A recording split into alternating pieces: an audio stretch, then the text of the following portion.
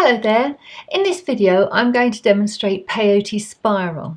Now it's a great stitch to use if you want to make a quick length of rope and hang a nice pendant, or make a shorter length and make it for a bracelet.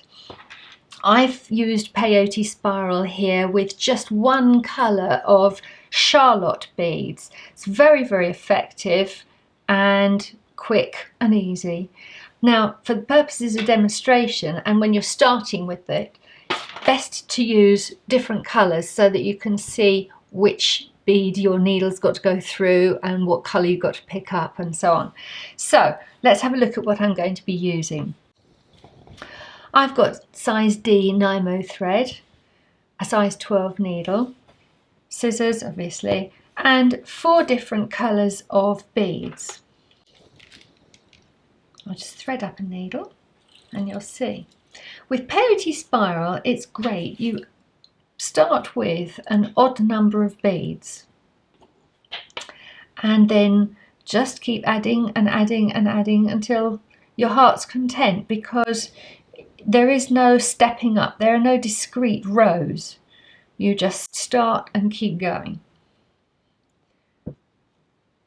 I won't need a stop bead because I'm going to form a ring to begin with. I'm just going to stretch that out so that it's not so curly, and I'm going to start by picking up just one of these beads, the lemon coloured, and 2 of these, 2 of these, and 2 of these. That's an odd number, 7 in all.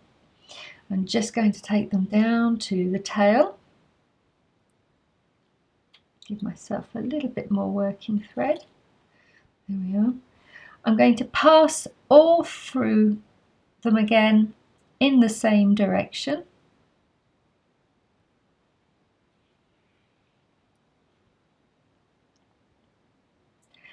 And again through the very first bead once more. I'm using a dark thread here because it's best for demonstration. You can clearly see the thread and see where it's going. Now, Peyote Spiral, dead simple. You only know which bead colour to pick up because you're coming out of that same bead colour. So I'm coming out of the lemon, so I pick up 1 lemon. And as with all peyote, you miss one and you pass into the next one. So now, which bead am I coming out of? The pale pink. So I'm going to pick up that one and jump over a bead and pass through the next one. And now I'm coming out of the pale lilac one, and I'm going to jump over and pass through the next one. Coming out of the purple, it does look a little bit of odd to start with, as does all beadwork until you get going and they organise themselves. Coming out, I'm just getting the tail thread nicely hidden behind there. So I'm coming out of a dark bead, dark purple, and I'm just going to jump over that lemon bead, and because that was the next one in the first ring, I'm going through the next bead that's available. If I actually lie it down before I put that bead in, I think it's best, and then you can see clearly what's happening. Let's get the tail thread out of the way. There. So there's the original ring of 7, the 1, 2, 3, 4, 5, 6, 7. I came out of there and I put the first bead in and I jumped across, and then there's the second, the pink one, and then there's the third, jumped over, and now I've jumped over that, coming through here, and I'm about to pick up, I've got the dark one on the thread, and I jump over that, and now that dark pink one is covered. So the next available bead, and I call them, when I'm working peyote, I call them turret beads. The next available turret bead is that first lemon one that was placed.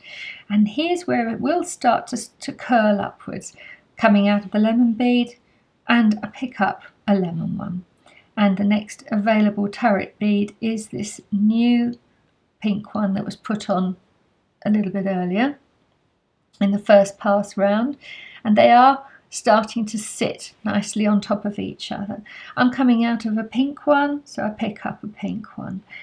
That was the bead in the row below. There's the newly picked up pink bead. I think they've just worked a bit loose, so I'm going to secure that thread behind my fingers and pick up this new one and put it in. And if I just coerce it to sit on top like that, because they're going to start spiraling upwards here in this way, and it's now really turned into a nice little tube. If you can see, there is a space in the center. Now I'm coming out of one of these little violet beads or lilac beads, and I'm going to jump over that one and pass into that one. That was the next turret bead showing. And I'm just going to tighten up that tail thread a bit, pull them into place. Now, they've no turret beads showing at the moment, but they soon will. So I'm coming out of the dark bead. I'm going to jump over that one and into the new lemon one that was placed just a little while ago. Pick up a lemon through the pink. Coming out of the pink, pick up the pink. Go through the pale lilac-y one. And I'm coming out of the lilac one, and I pick up a lilac, go into the dark, and I'm going out of the dark one, so I pick up a dark and I jump into the new lemon one. Always remember, you're jumping over and into the new one. Now they are starting to spiral around.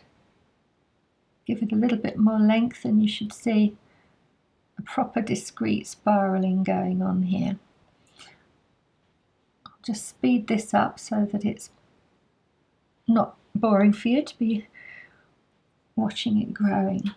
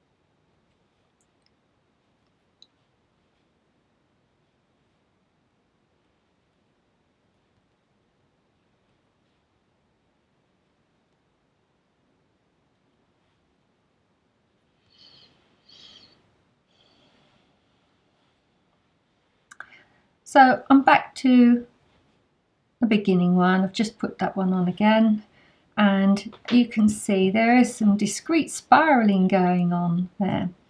Obviously, as I said, I chose a dark thread for demonstration purposes, but I would strongly suggest a nice pale pink or a nice neutral colour so that it wouldn't show so darkly between the beads, and you'd have quite a pretty spiral there of the different colours. Have a practice and then possibly try it in 2 or less colours and make 2 distinct spirals around each other. Even just the single colour one, like the example I showed you earlier. Very useful structurally and very effective. Well, thanks for joining me, and I hope to see you soon.